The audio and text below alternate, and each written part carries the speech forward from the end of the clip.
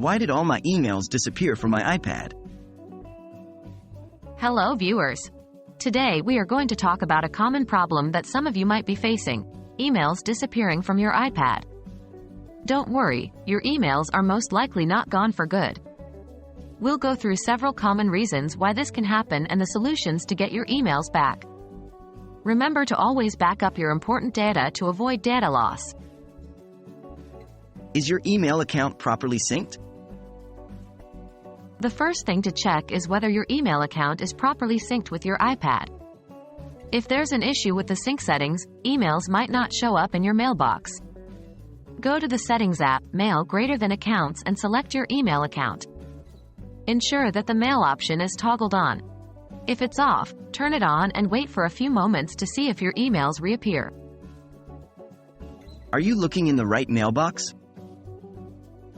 It's possible that you are accidentally looking at a different mailbox or folder. In the Mail app, make sure you're looking at all inboxes or the specific inbox of the account in question. Did you accidentally delete or archive your emails? You might have accidentally deleted or archived your emails. Check your trash and archive folders.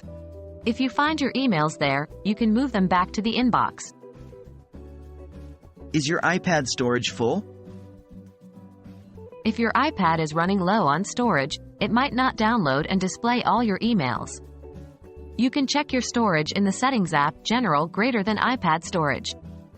If necessary, free up some space by deleting unneeded files, apps, or photos. Could there be an issue with your email provider? If none of the above solutions work, there might be an issue with your email provider. Try logging into your email account from a different device or web browser. If you can't see your emails there either, contact your email provider's customer support. We hope this video has been helpful in addressing your email disappearance issue on your iPad.